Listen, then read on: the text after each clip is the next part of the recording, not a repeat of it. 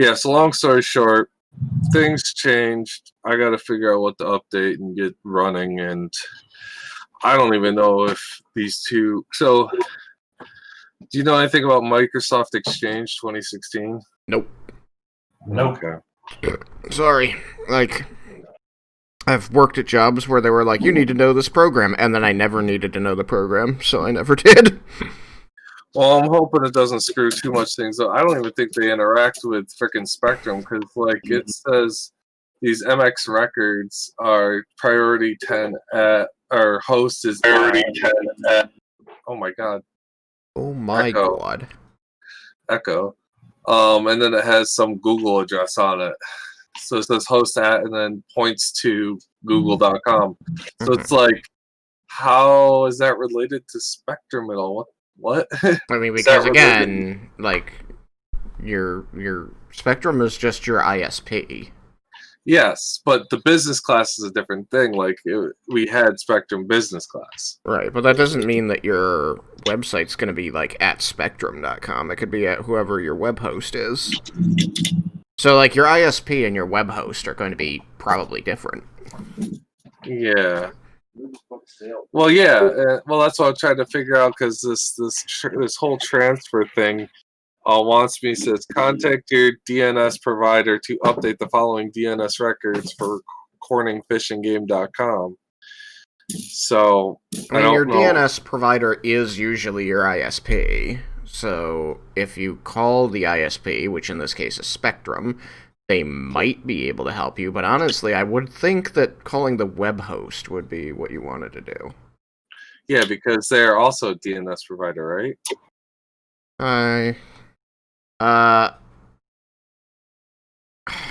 So DNS is domain name server. Yeah. And domain name system. Again, usually it's provided by your ISP, but your ISP doesn't care if you're making websites. However, your web host is going to care if you're making websites, so that's why I would talk to them. Yeah, and if you're, it sounds like they're transferring from one web host to another web host. So I would just call the original web host and say, if we're transferring away, how do I do that? And if they tell you to go screw, then I would call the new web host and say, I'm trying to migrate from this old web host to you. Please help me do that. Yeah. Like, my step one of any of these problems is call the company and make it their problem. Yeah, do you know how hard it is to get into contact with something? Like, even for Weebly, I can't even freaking talk to a person. They're like, oh yeah, you can get a temporary... Well, I couldn't log in at first, but, like, if you qualify for phone support, and I'm like, you bastards. Nightbot's giving out our info. Yeah, anyways, alright, I think I'm just gonna bite the bullet and say that I'm gonna try to finish this up tomorrow. Yeah. They're not paying you, man. Yeah, well, it's not even that. It's just like, I'm just worried about the interaction with things, you know? Like, we'll lose something or something's gonna happen because I didn't do something. Call the new web host tomorrow and get them to fix it. Well, it's not even that. It's trying to understand what they're trying to say. Like, the problem is me picking this up. I don't know. I don't know who, what, where, why, when. You know, so like I don't know who created it, what it all entails, what it's all connected to, and like what it all influences, and that's the problem. That was more like who, what. Yeah. But anyways, let's get this done with, because I got tacos here in a little bit. Man, I found a way to order Taco Bell, and now I have Taco Bell sitting next to me, and I'm like, haven't had Taco Bell in a year. Alright, well, let's do podcast so we can get food in our gut. Did you get the toasted cheddar chalupa? I didn't get a toasted cheddar chalupa. I got myself, I got the steak quesarito. I got the crunch wrap. I got some burritos. Very nice. I don't like, chalupa's okay. Chalupa always had too much tomato on it for me. I always had to tell them, like, no tomatoes. No tomatoes, man. No tomatoes. No tomatoes. Term of exploration music, that's the what I want. I want this. I want to copy this. And now I gotta go to Fred Boat. Be like, be 100%, please. Because I needed it like like 50%. Alright, here we go.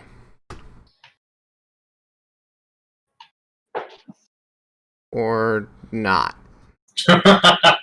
Stop posting links. Eat my entire butt.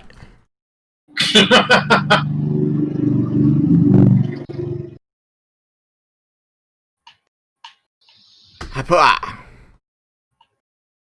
Oh, Did you? so last week, YouTube We got stopped blockaded? supporting Fredboat.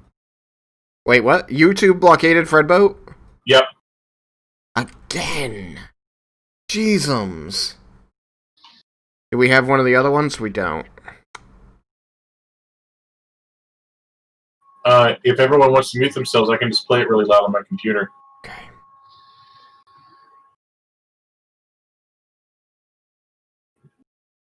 I have to pull up some things. Where is it? That's not it. That's not it. No, it would be in the P4 folder.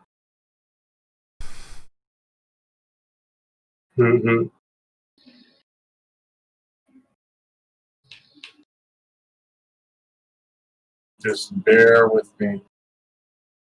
I haven't opened these files in forever. Audio. Intro. Ooh, there it is. Found it.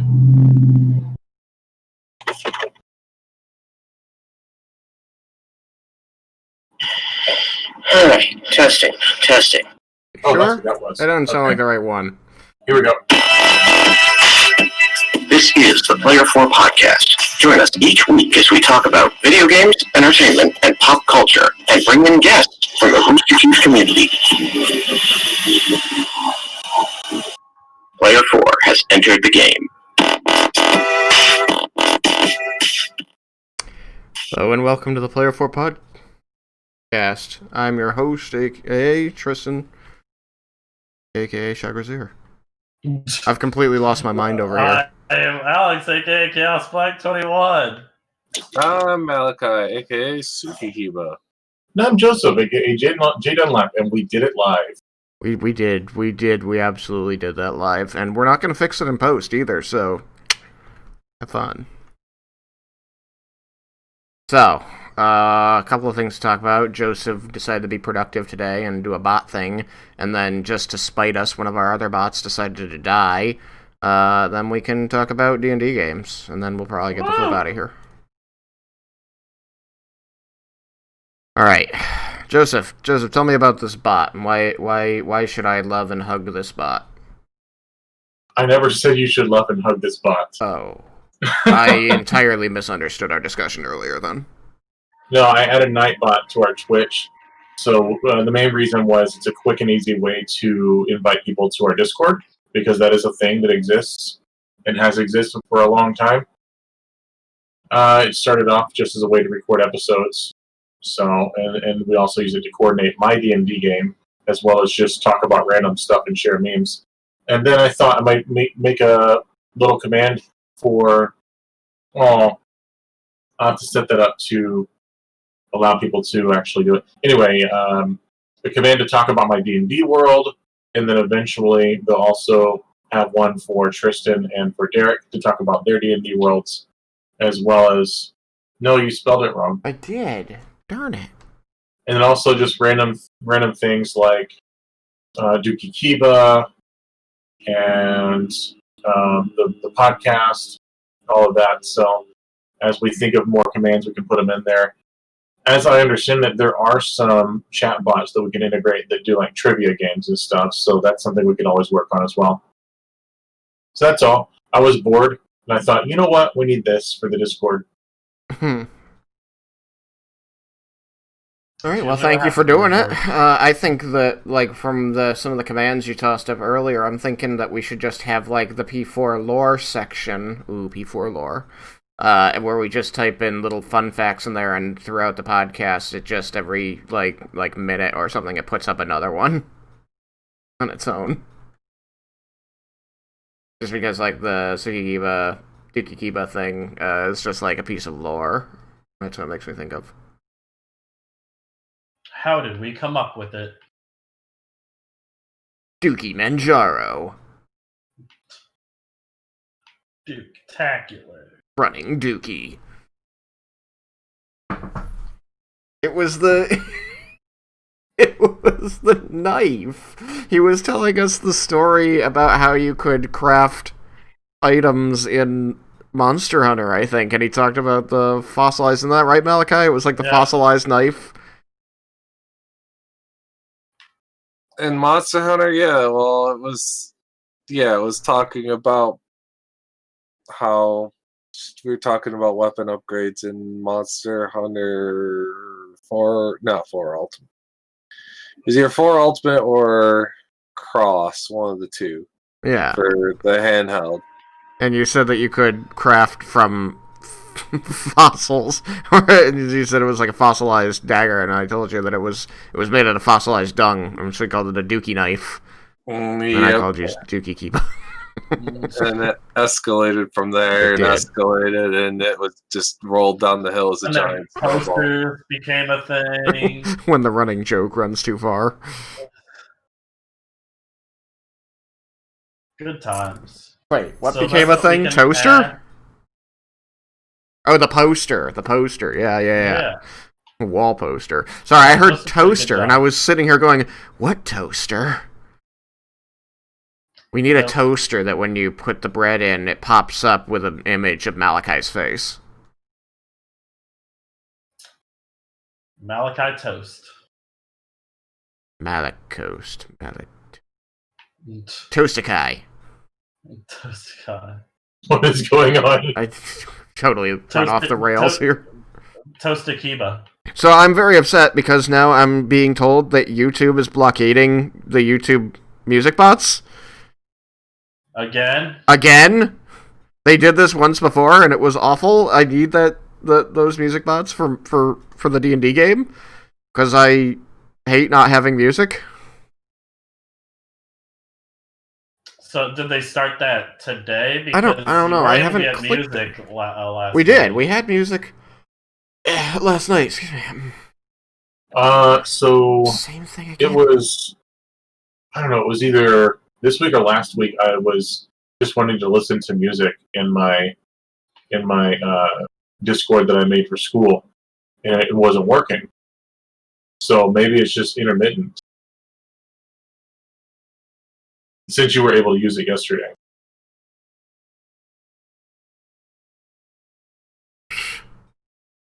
Yeah, and they're basically trying to say that, like, if you use our patron bot, which you have to pay for, it might work.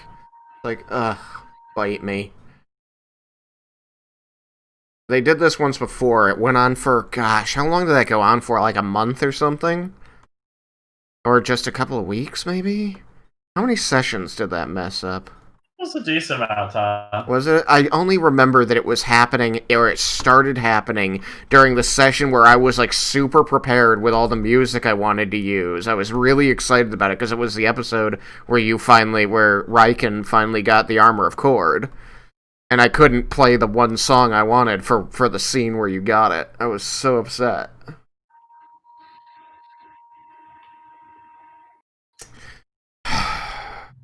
Yeah. It's so dumb. It's so dumb. So dumb. So dumb. Alright. Tell me about Valinaria, Joseph. What? Tell me about Valinaria.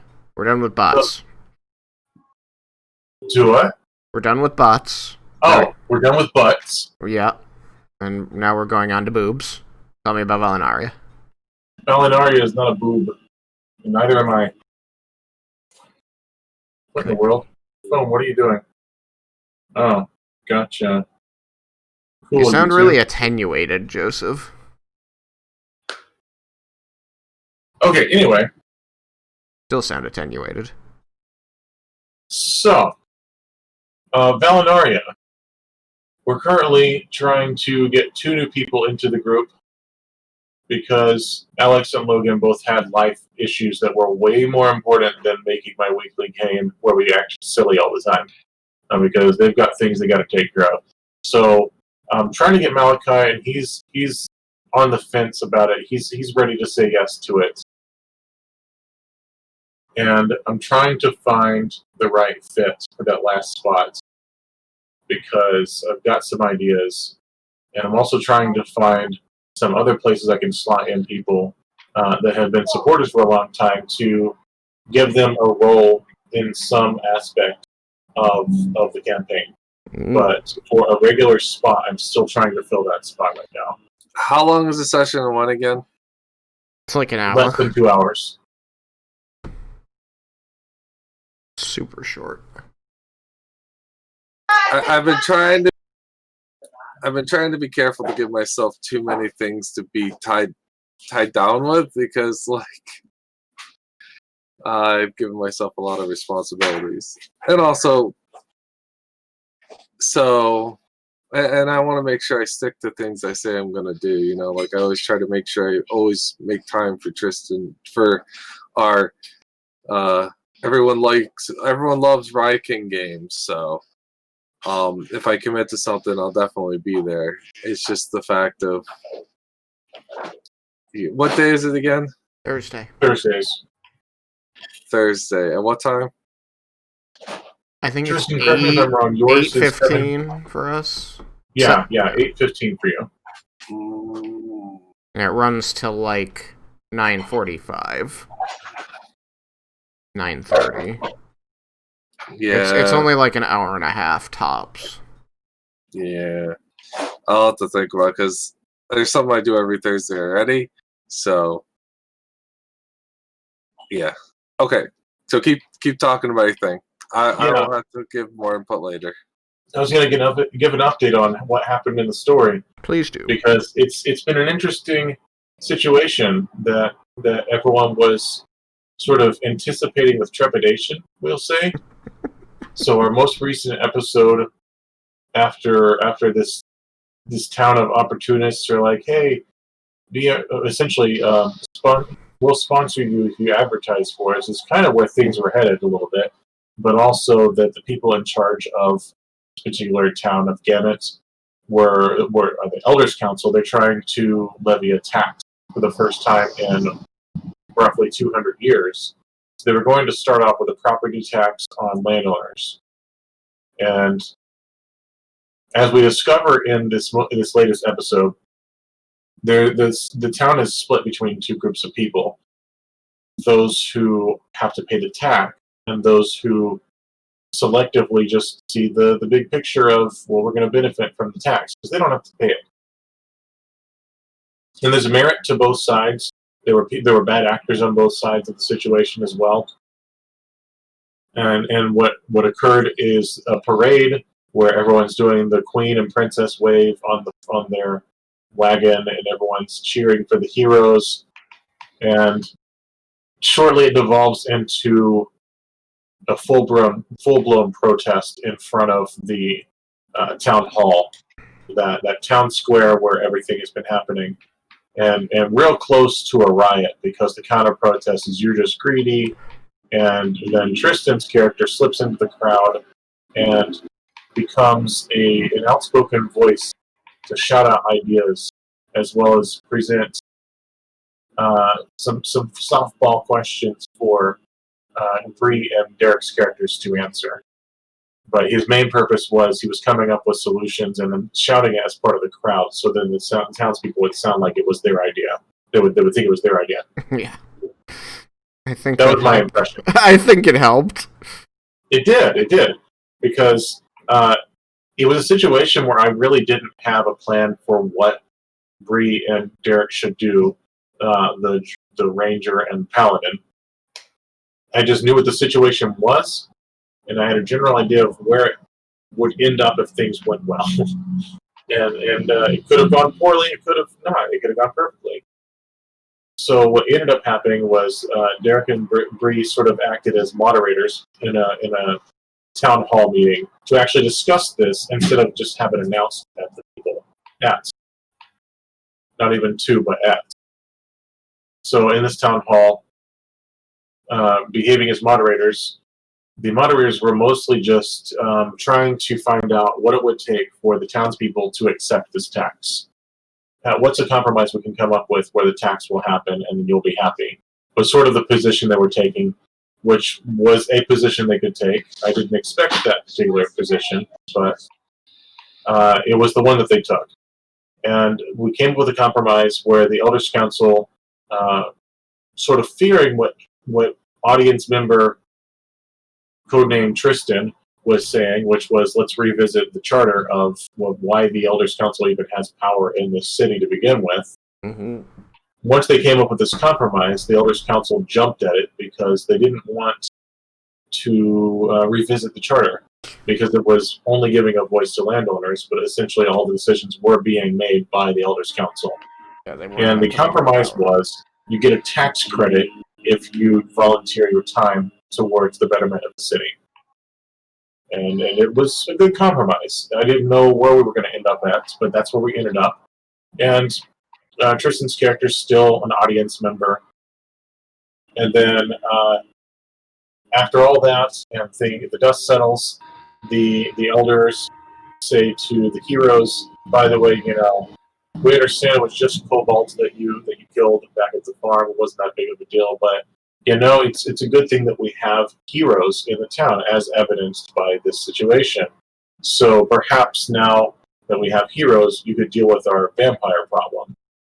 A record scratch later, Tristan's character walks up and says, I just got out of the bathroom. What did I miss? And that's the end of the episode. Oh my gosh. I am a very good rogue. So we're in a situation now, and Tristan and I talked about it at length after the episode as well, about what the possibilities will be. We're in a situation where the players now have to choose as level 2 characters. Are they taking on a vampire, and is there even a vampire to take on, or what's going on here?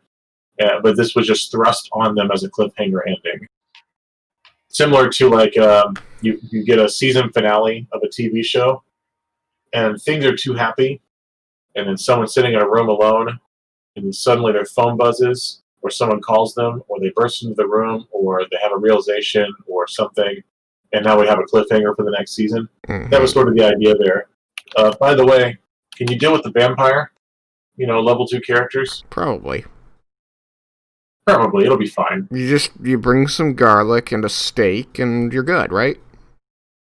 Well, if I've got steak and garlic, I'd also like some salt and pepper and a grill. No. I don't cook. You can leave the silver bullets at home. That's for werewolves. I don't do requests. Tristan, I will make you steak. You make me steak? I'd eat steak. Yeah, I'll make a mean steak.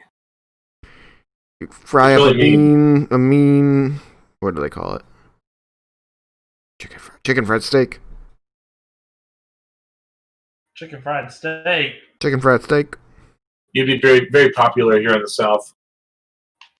Yeah, I worked at a soul food restaurant. Chicken fried steak was one of their most popular items. Never heard of it before I worked there. What was it called? It was called chicken fried steak. Oh, you mean the restaurant? It was Hoover's. Like the Hoover's. vacuum. I think I've heard of it. Yeah, it's a country thing, the chicken fried steak. Yeah, it is. It's not bad. They serve it with collard greens, and I still don't know what collard greens are. Yeah, I don't know about that. My thing is steamed broccoli for greens. But what's a collard green? I still don't know. I lived there for 6 months.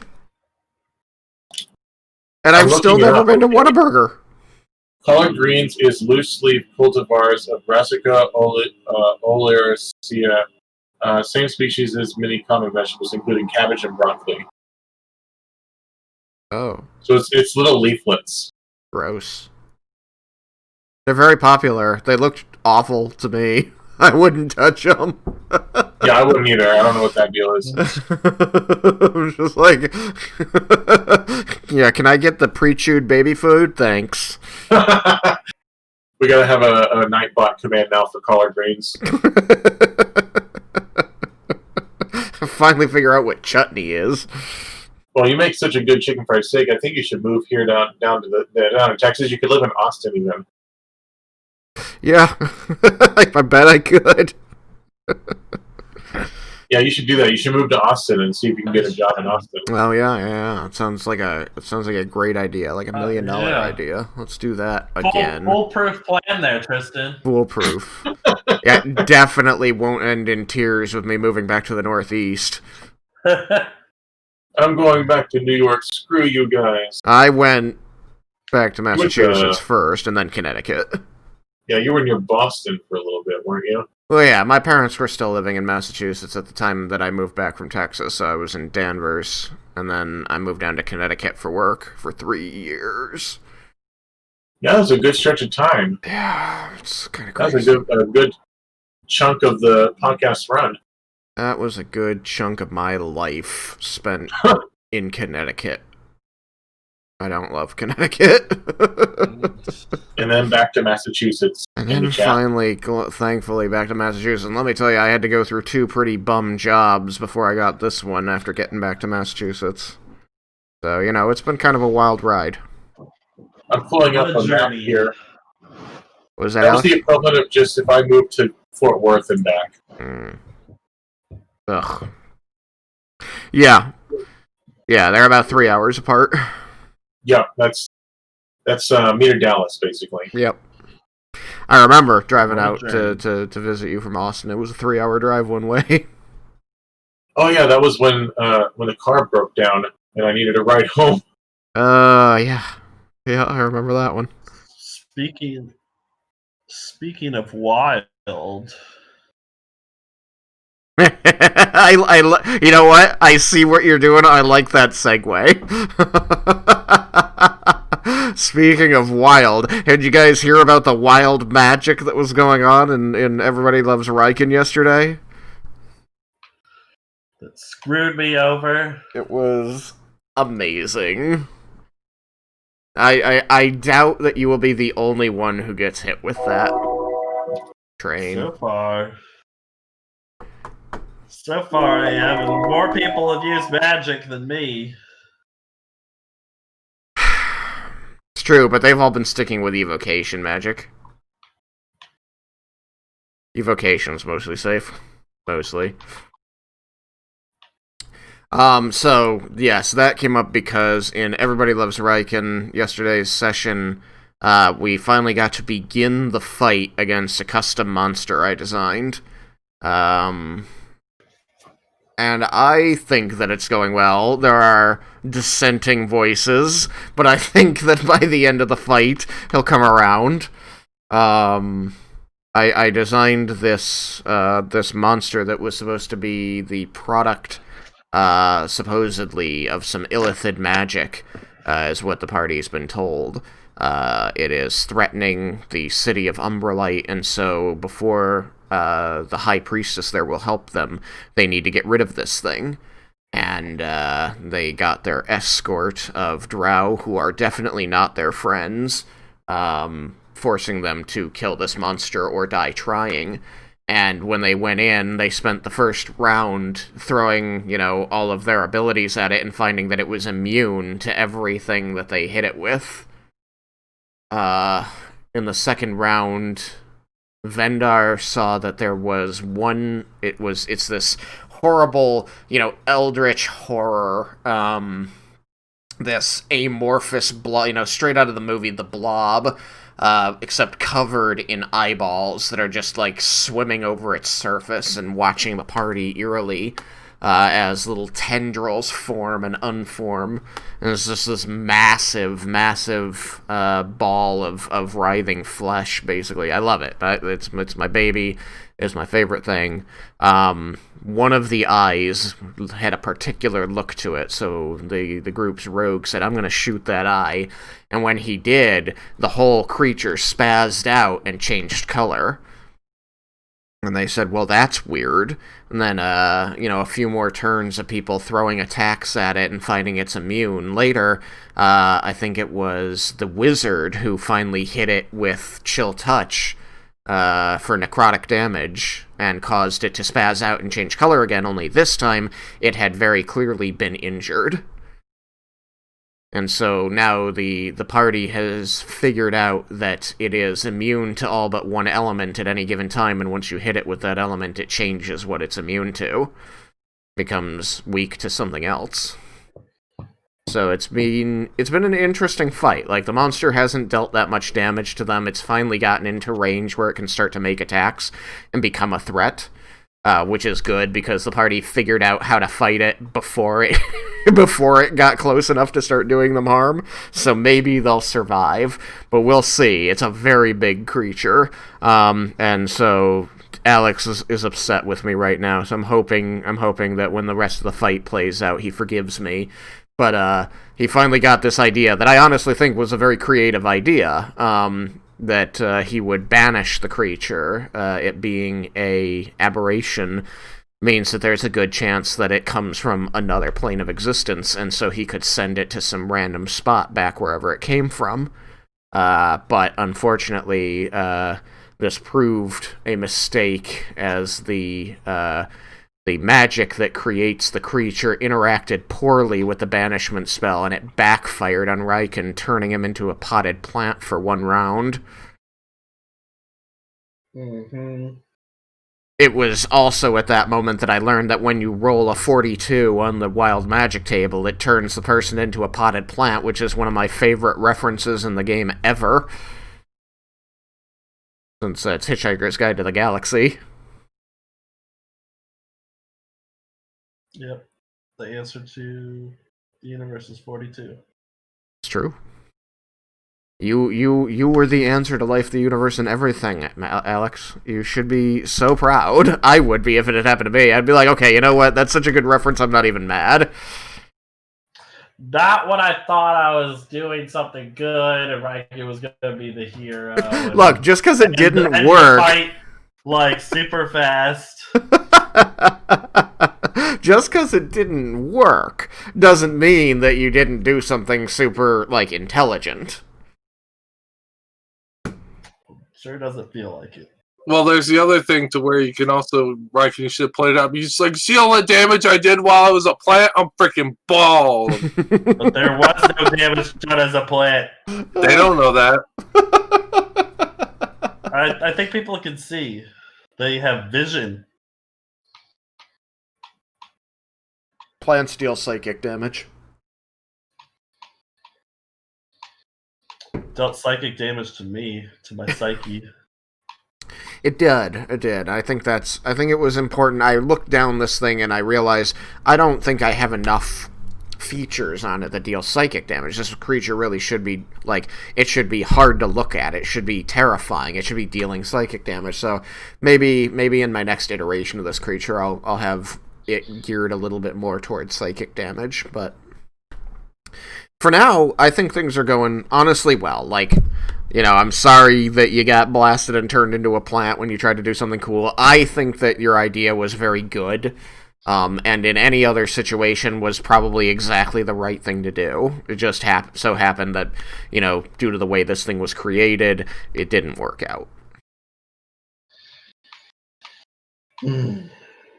And I am certain that you are not the only person it's going to happen to, but do remember that the wild magic table is very long, so they might not get turned into a plant. We'll see. I am confident.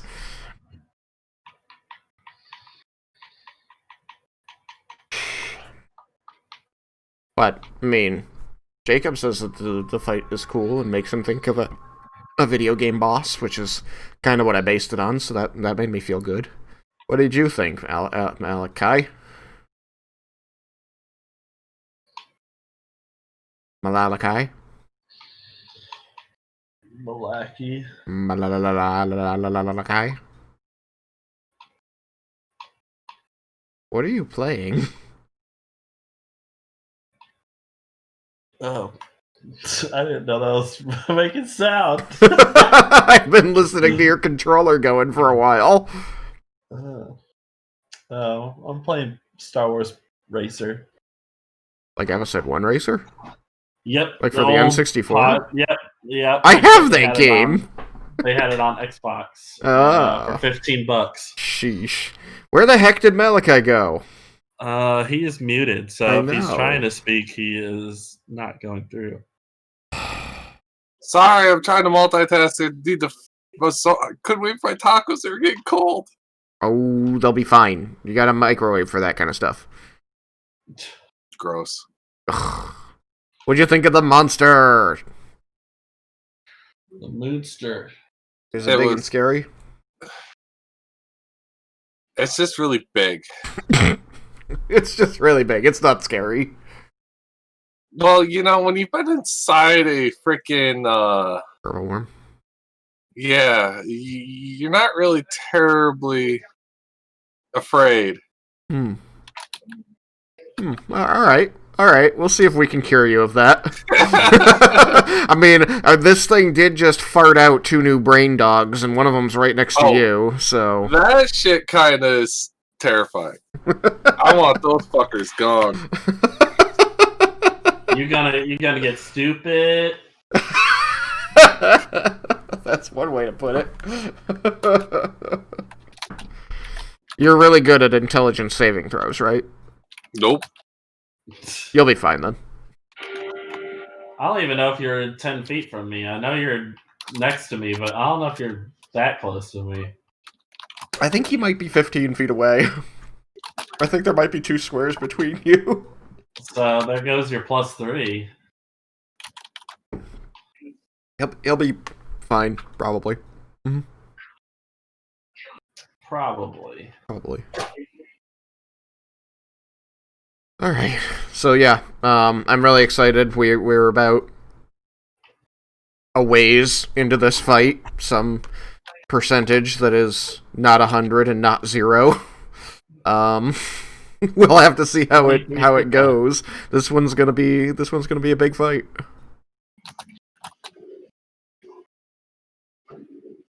It already is a big fight. I mean, it already is a big fight. It's going to continue being a big fight. It's true. I think that everybody will have a chance to do something cool to the monster, though. I think it's got enough health for that. Well, unless it goes weak to radiant damage at some point, Riken probably won't. I mean, you guys have figured out the mechanic that it switches weaknesses. Like, you guys did good job, and people figured that out, watching it change color and seeing people hurt it. So that's no secret anymore. So I don't think there's a problem telling you that among the weaknesses it can switch to are damage types you can deal.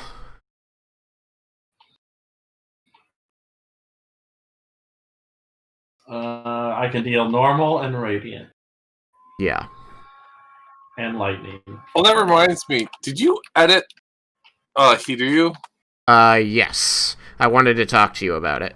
Yeah, I saw that, and yeah, we'll talk about it. I'm spitballing here. Like, you paid for you paid for a better sword than what we're talking about. So I'm trying to give it something that makes it that, and so I put that in and wanted to talk to you about it. Yeah. Well, it's the reason why is because I'd have to pull it up and reread it, and I don't want to sit here quiet for a second. But I did see that there was quite a bit to it. This whole little fancy little thing, and I don't want to say it out loud because I want Riken to know my little ace up my sleeve. So, does that mean you're okay with it? We should talk about it? Yeah. Okay, cool. Well, the main core feature is there that I wanted, and then that's just kind of an extra thing on top of it. Yeah, so, because that's what you paid for. Yeah. So that way, and that made it so that I didn't have to change like how the item functioned in D&D Beyond. I could just leave the charges on it. Yeah. So, you know, lots of interesting things. I'm trying to cater to all the players. I'm trying to make sure everybody's having a good time and they feel like there's a portion of the story that's about them and a portion of the story that's about other players, you know. Striking a balance here. I'm excited about this monster, though. I think I'm happy with it. From what I've seen so far, I think the monster is living up to what I wanted it to be, which is the biggest worry is, like, is this thing going to play and feel the way I want it to feel? And so far, it kind of has, and I'm pleased with that. but it's only now gotten into attack range, so we're gonna see how the attacks feel in the next session. Already got smushed once. You did get smushed once. I think you came out of it pretty well. Well, made the save. All I know is I got my I didn't make the save. I failed. Yeah, I was gonna say you didn't make the save, but like it only deals like 15 non-magical bludgeoning damage, which you resist 3 of, so you took 12. I mean, that's only like 8 more of those, and I'm dead. But you also have heals.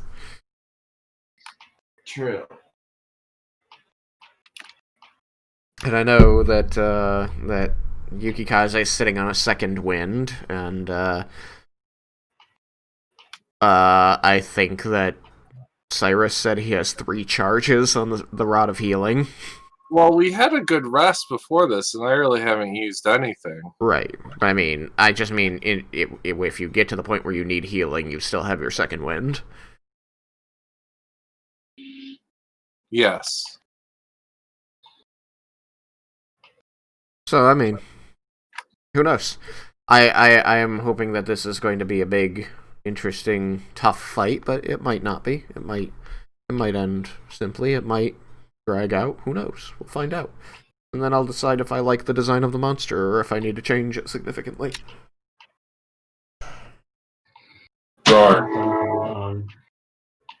Somebody's got trains going on, man. You want me to unmute? You can hear it. Yeah, why are there so many trains going by? You had a train earlier, too. Because I live near a train track. All the trains. I mean, I live near a train track, too, but I hear, like, one a day. Or I notice, like, one a day. I don't... This is like the hot spot. It's in the middle of the city. This is where the trains come through. Yeah. Last time I lived here was when Michael was first born. We lived a quarter of a mile from here. Is it good to be back? Is it what? Is it good to be back? Well, I'm right across the street from school, so that's convenient. Yeah. Are there other conveniences to your life, or... Like, I was happy to move into the city because it meant that I could get to the places I wanted to get to. Now, I know that you're not going to places so much with the whole pandemic thing, but I imagine you plan to. I'm only 2 miles away from my previous abode. Like, all the places I've lived since we got our own place and had Michael have all been within a 2-mile radius. And that's 4 different places now that we've been on this particular side of town, which is the northern side of town. So where we lived before was behind Walmart. Oh, cool, a motorcycle. Yeah, I hate those.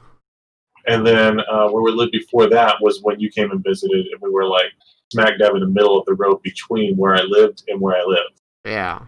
So nothing's really different in that way. It's just closer to Howard Payne, where I teach, and also like a few blocks away from my favorite Mexican restaurant. Well, there you go. I mean, I don't know. Around here, 2 miles makes a gigantic difference about what you have easy access to and what you don't. Like, 2 miles is a big walk. As a walk, yeah, it's not fun. Yeah, like I would walk 2 miles if I have to. Yeah, my apartment right now is like 1.6 miles from where I work, and so when I would walk into work, like that's an hour of walking for me. I don't walk particularly fast. Yeah, that's a bit.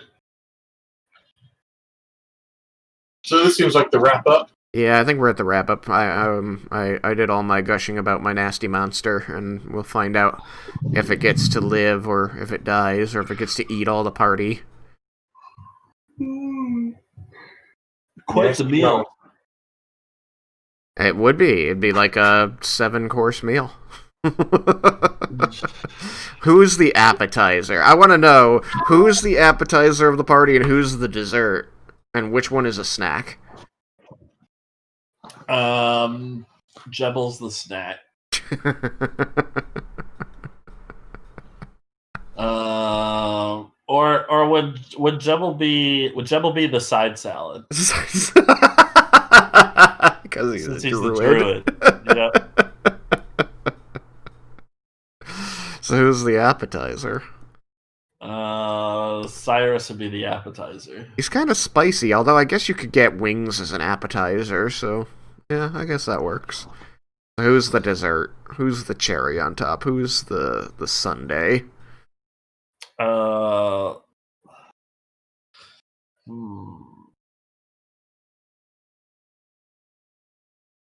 That would probably be Vendar. You think Vendar's the dessert? He's the one you would eat Yeah. last? Mm-hmm. The pièce de résistance? I wonder if that's because he runs away from the fight. While everyone's getting smacked by giants. He got this armor that can use greater invisibility once a day for 1 minute, and it's like, ah!